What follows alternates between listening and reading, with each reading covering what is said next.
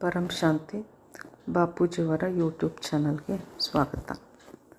ವಿಷಯ ಪ್ರಳಯ, ಅರ್ಧ ಪ್ರಳಯ, ಕಲ್ಪ ಪ್ರಳಯ ಮತ್ತು ಮಹಾಕಾಲ ಪ್ರಳಯದಲ್ಲಿ ಆತ್ಮಗಳ ಸ್ಥಿತಿ. ಈ ವಿಷಯದ ಬಗ್ಗೆ ಬಾಪೂಜಿಯವರು ಈ ರೀತಿ ವಿವರಿಸಿದ್ದಾರೆ. ಭೂಮಿಯ ಮೇಲೆ ಸತ್ಯಯುಗ, ತ್ರೇತ ಮತ್ತು ದ್ವಾಪರ, ಕಲಿಯುಗ ಈ 4 ಯುಗಗಳು ಸಂಪೂರ್ಣವಾದಾಗ, ಅಂದರೆ 33,20,000 ವರ್ಷಗಳು ಪೂರ್ಣಗೊಂಡಾಗ ಶಂಕರನ ಮೂಲಕ ಅರ್ಧ ಪ್ರಳಯವಾಗುತ್ತದೆ. ಆಗ ಆತ್ಮಗಳು ಶರೀರ ಬಿಡುತ್ತವೆ. ಅವುಗಳಲ್ಲಿ ಜಲ ಮತ್ತು ಮಣ್ಣಿನ ದೇಹ ಬಿಟ್ಟು 3 ತತ್ವದಲ್ಲಿ ಆತ್ಮಗಳು ವಾಯುಮಂಡಲದಲ್ಲಿ ಉಳಿದುಕೊಳ್ಳುತ್ತವೆ. ಬಹಳ ದುಃಖದಿಂದ ಶರೀರ ಬಿಟ್ಟಂತಹ ಆತ್ಮಗಳು ಸತ್ಯಯುಗದವರೆಗೆ ಉಳಿದುಕೊಂಡು ಬಿಡುತ್ತವೆ. ಕಲಿಯುಗದ ಅಂತ್ಯದಲ್ಲಿದ್ದಂತಹ ಆತ್ಮಗಳು ಶರೀರ ಬಿಟ್ಟು ಮೇಲೆ ಮೇಲೆ ಹೋಗಲಿಕ್ಕೆ ಅವುಗಳ ಆತ್ಮದಲ್ಲಿ ಆತ್ಮಶಕ್ತಿಯಾಗಲಿ ಜ್ಞಾನವಾಗಲಿ ಇರದ ಕಾರಣ ಅಂತಹ ಆತ್ಮಗಳು ಭೂಮಿಯ ಮೇಲೆಯೇ, ಅಂದರೆ ಸೂಕ್ಷ್ಮದಲ್ಲೇ ಉಳಿದು ಬಿಡುತ್ತವೆ.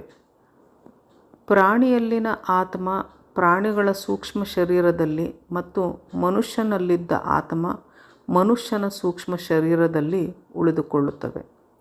ಅಂದರೆ ಕೆಲವು ಭೂಮಿಯ ಮೇಲಿನ ವಾಯುಮಂಡಲದಲ್ಲಿ ಉಳಿಯುತ್ತವೆ. ಇನ್ನು ಕೆಲವು ಆತ್ಮಗಳು ಮೇಲಿನ ಜ್ಞಾನವಿದ್ದರೆ, ಅಂದರೆ ಮೇಲಿನ ಜಗತ್ತಿನ ಜ್ಞಾನವನ್ನು ತಿಳಿದುಕೊಂಡಿದ್ದು ನಂತರ ಅವು ಪ್ರಾಣ ಬಿಟ್ಟಾಗ ಮೇಲಿನ ಲೋಕಗಳಿಗೂ ಸಹ ಆ ಆತ್ಮಗಳು ಹೋಗುತ್ತವೆ. ನಂತರದಲ್ಲಿ ಈ ಭೂಮಿಯ ಮೇಲೆ ಮತ್ತೆ ಯಥಾಸ್ಥಿತಿಯಲ್ಲಿ ಯುಗಗಳು ಆರಂಭವಾದಾಗ ಆ ಆತ್ಮಗಳೆಲ್ಲ ಮೊದಲಿದ್ದಂತೆ ಅದೇ ಪ್ರಕಾರದಲ್ಲಿ ಮತ್ತೆ ಅವು ಜನ್ಮ ತಾಳಿ ಬರುತ್ತವೆ. ಅಂದರೆ ಒಂದು ಯುಗದಲ್ಲಿ ಪ್ರಾಣಿಯಾಗಿದ್ದ ಆತ್ಮ ಮತ್ತೆ ಯುಗಗಳು ಆರಂಭವಾದಾಗ ಅದೇ ರೀತಿಯ ಪ್ರಾಣಿಯ ಶರೀರಕ್ಕೆ ಬರುತ್ತವೆ. ಆದರೆ ಅದರ ಪಾತ್ರ, ಅದರ ಕೆಲಸ ಬೇರೆ ಬೇರೆಯಾಗುತ್ತದೆ.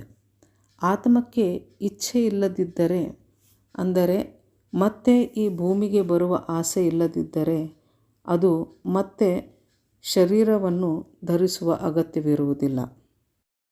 ಈ ವಿಚಾರದಲ್ಲಿ ಯಾವ ಆತ್ಮಗಳಿಗೂ ಸಹ ಯಾರೂ ಒತ್ತಡವನ್ನು ಹೇರುವುದಿಲ್ಲ. ಕರ್ಮಗಳ ಬಂಧನವಿರುತ್ತದೆ ಅಷ್ಟೆ. ಈ ಕಾರಣದಿಂದಾಗಿ ಅದರ ಮನದಲ್ಲಿ ರೆಕಾರ್ಡ್ ಆದಂತಹ ಕಾರಣ ಶರೀರದಲ್ಲಿನ ಮನಸ್ಸು ಸೂಕ್ಷ್ಮದಿಂದ ಸ್ಥೂಲಕ್ಕೆ ಬಂದು ಆತ್ಮ ಅನೇಕ ಜೀವರಾಶಿಗಳನ್ನು ಬದಲಾಯಿಸುತ್ತಾ ಪ್ರತಿ ಜನ್ಮದ ತನ್ನ ಕರ್ಮ ಮತ್ತು ಅಂತಿಮ ಮತಿ ಬುದ್ಧಿಗೆ ಅನುಗುಣವಾಗಿ ಜನ್ಮ ಪಡೆಯುತ್ತಾ ಜನ್ಮ ಮರಣಗಳ ಚಕ್ರಕ್ಕೆ ಒಳಗಾಗುತ್ತಾ ಬರುತ್ತದೆಯೇ ಹೊರತು ಯಾರೂ ಸಹ ಅದಕ್ಕೆ ಒತ್ತಡ ಹೇರುವಂತಿಲ್ಲ. ತನ್ನ ಕರ್ಮದ ಗತಿಗೆ ಅನುಸಾರವಾಗಿ ಆತ್ಮ ಜನ್ಮವನ್ನು ಪಡೆದುಕೊಂಡು ಮತ್ತೆ ಈ ಭೂಮಿಗೆ ಬರುತ್ತದೆ. ಈ ರೀತಿ 71 ಅರ್ಧ ಪ್ರಳಯವಾಗಿ ಮನು ಶತರೂಪಾರ ಸಮಯ ಪೂರ್ಣಗೊಂಡಾಗ ಒಂದು ಮನ್ವಂತರ ಆಗುತ್ತದೆ. ಆಗ ಇಲ್ಲಿ ಯಾವ ಪ್ರಾಣಿ, ಮನುಷ್ಯ ಯಾರೂ ಸಹ ಬದುಕುವುದಿಲ್ಲ. ತಪಸ್ವಿ ಆತ್ಮವಾಗಿದ್ದರೆ ಆತ್ಮರು ತಮ್ಮ ತಮ್ಮ ಇಚ್ಛಾ ದೇವತೆಗಳ ಬಳಿ ಸೇರುತ್ತಾರೆ. ಅಂದರೆ ವಿಷ್ಣುಪುರಿ, ಶಿವಪುರಿ ಇತ್ಯಾದಿ ಲೋಕಗಳಿಗೆ ಹೋಗಿ ಸೇರಿಕೊಳ್ಳುತ್ತಾರೆ. ಇಂತಹ ಆತ್ಮರ ಸಂಖ್ಯೆ ಬಹಳವೇ ಕಡಿಮೆ ಇದೆ. ಹೆಚ್ಚಿನ ಆತ್ಮಗಳು ಭೂಮಿಯಿಂದ ಭುವರ್ಲೋಕ ಮತ್ತು ಸ್ವರ್ಗಲೋಕದವರೆಗೆ ಹೋಗಿ ಮತ್ತೆ ಪುನಃ ಭೂಮಿಗೆ ಬರುತ್ತವೆ ಹೊರತು ಮೇಲಿನ ಲೋಕಗಳ ಜ್ಞಾನದ ಅಭಾವದ ಕಾರಣ ಈ 3 ಲೋಕದಲ್ಲೇ ಆತ್ಮಗಳು ಸುತ್ತುತ್ತಿರುತ್ತವೆ. ಹೊಸ ಮನ್ವಂತರ ಆರಂಭವಾದಾಗ ಒಳ್ಳೆಯ ಆತ್ಮಗಳು ಪುನಃ ಭೂಮಿಗೆ ಬರುತ್ತವೆ.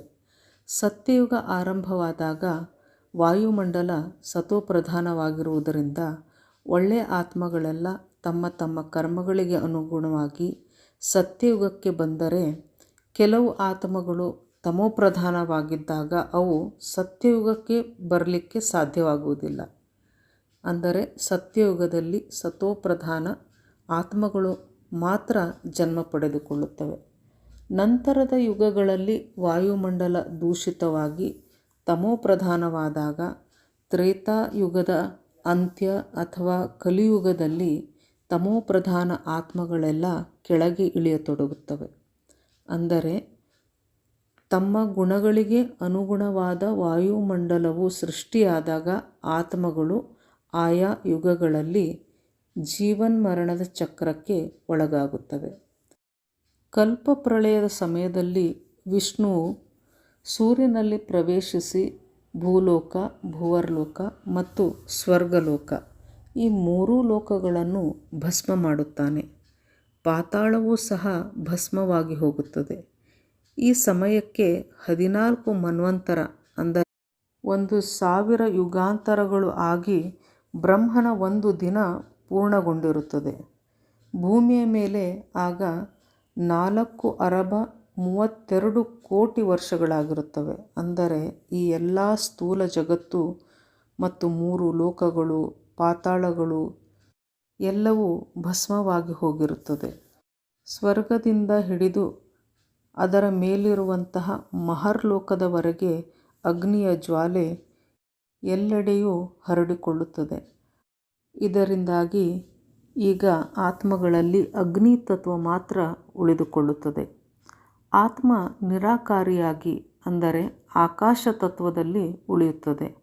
ಇದರ ಅರ್ಥ ಆತ್ಮದ ಅಸ್ತಿತ್ವ ಈಗಲೂ ಸಹ ಕೊನೆಯಾಗಿರುವುದಿಲ್ಲ, ಅದು ಉಳಿದುಕೊಂಡಿರುತ್ತದೆ. ಮತ್ತೆ ಸೃಷ್ಟಿ ಆರಂಭವಾಗುತ್ತದೆ. ಆದರೆ ಮಹಾಕಲ್ಪ ಪ್ರಳಯದಲ್ಲಿ ಎಲ್ಲವೂ ಭಸ್ಮವಾಗುತ್ತದೆ.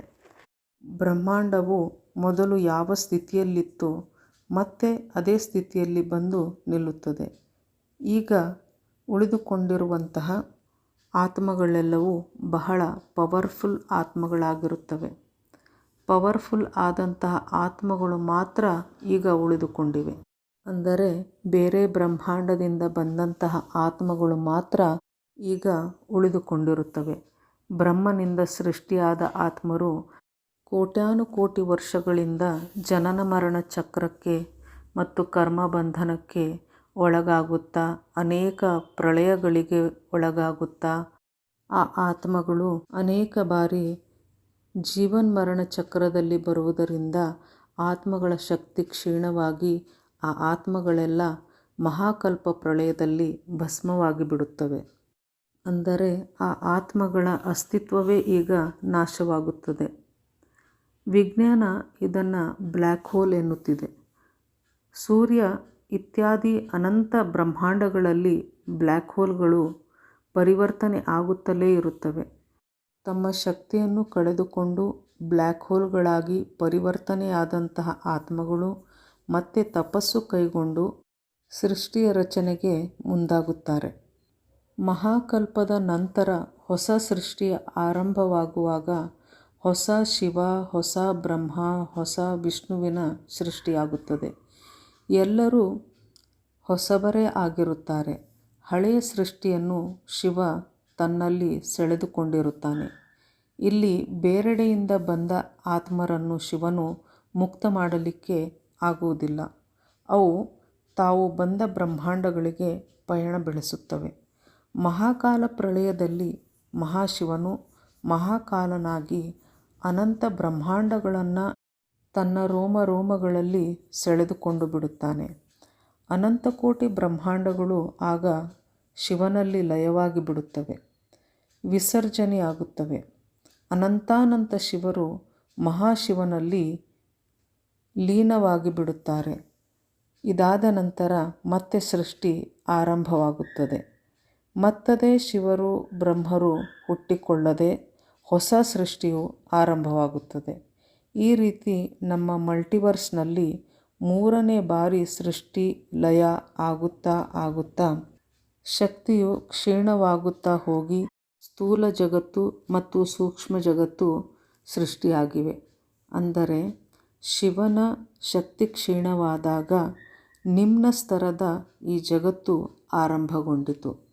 ಇದರಲ್ಲಿ ನಾವು ಬಹಳಷ್ಟು ಬುದ್ಧಿಯನ್ನು ಹಚ್ಚಿ ನೋಡಿದಾಗ ತಿಳಿದುಕೊಳ್ಳುವಂತಹ ವಿಷಯವೆಂದರೆ ಒಂದೇ ಸಲ ಈ ತತ್ವದ ಜಗತ್ತು ನಿರ್ಮಾಣವಾಗಿಲ್ಲ. ಶಿವನ ಶಕ್ತಿ ಕ್ಷೀಣವಾಗುತ್ತಾ ಹೋಗುತ್ತಾ ತತ್ವಗಳೆಲ್ಲವೂ ಪರಿವರ್ತನೆಯಾಗಿ ನಂತರದಲ್ಲಿ ಸೃಷ್ಟಿಯು ಈ ಕೆಳಸ್ತರಕ್ಕೆ ಇಳಿಯುತ್ತಾ ಹೋಗಿದೆ. ಇದೆಲ್ಲವೂ ಒಮ್ಮೆಲೆ ಅರ್ಥವಾಗುವಂತಹ ವಿಷಯವಲ್ಲ. ಬಹಳ ಬುದ್ಧಿಯನ್ನು ಉಪಯೋಗಿಸಿ ನೋಡಿ, ಇದೆಲ್ಲವೂ ಸ್ಪಷ್ಟವಾಗುತ್ತದೆ ಎನ್ನುತ್ತಾರೆ ಬಾಪೂಜಿಯವರು. ಪರಂ ಶಾಂತಿ, ಬೇಹದ್ ಕಿ ಪರಂ ಶಾಂತಿ.